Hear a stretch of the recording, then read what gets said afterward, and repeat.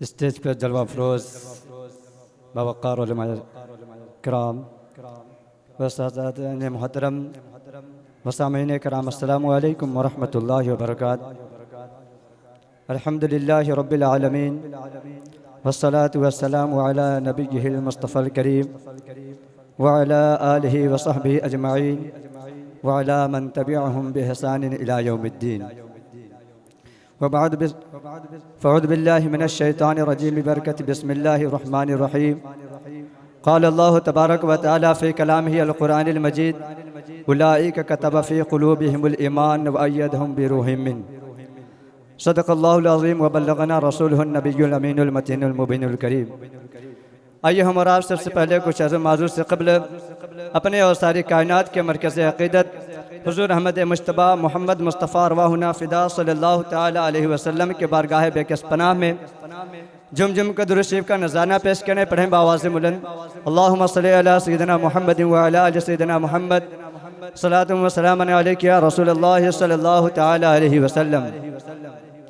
आला हज़रत के 106 साला उर्स मुक़द्दस के इस मुबारक मौके पर हम तमाम असातिज़े कराम को और आप तमामी हज़रात को इस मुबारक मौके पर तहे दिल से मुबारकबाद पेश करते हैं और तमाम का हम खैर मक़दम करते हैं।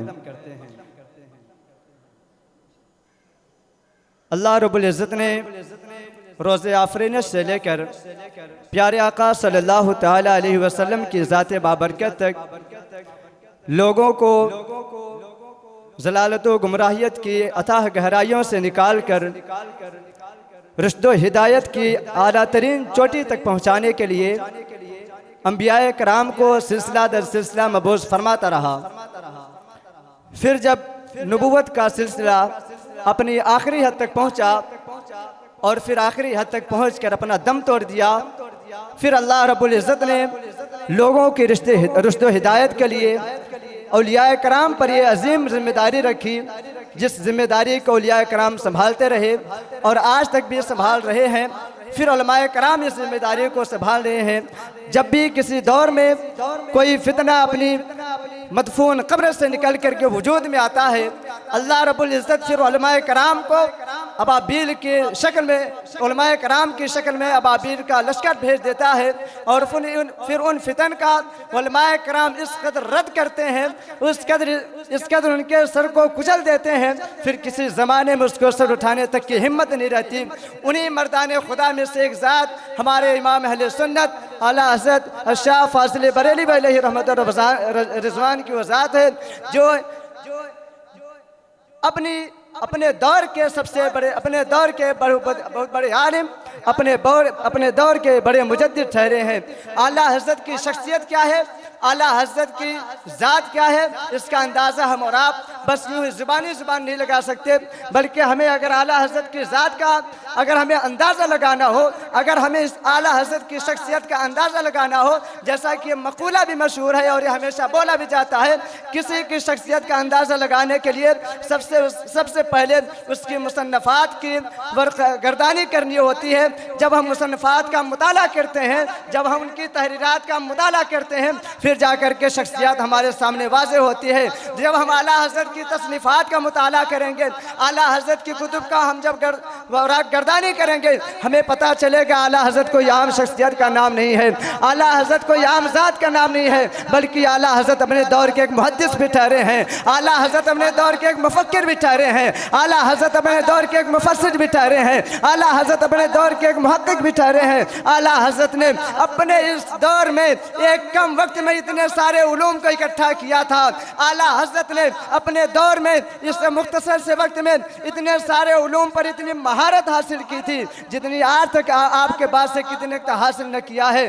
किसी ने इन उमूर तक, इन उलूम तक किसी ने महारत हासिल न किया अब तक। आला हज़रत को जब देखा जाए हकीकत की रोशनी में, तो आला हज़रत के अगर हम उनके तफसीरी उलूम पर अगर हम गुफ्तगू करते हैं, आला हज़रत की तफसीरी उलूम का ये मामला होता है और उनका अंदाज़ा इस इससे लगाया जाता है कि आपको इल्म तफसीर पर कितनी महारत हासिल थी। आला हज़रत जब कहीं तशरीफ़ ले जाया करते थे, आला हज़रत एक बार मोहब्बत रसूल अलैहि रहमत व रिज़वान की उसमें तशरीफ़ फरमा थे।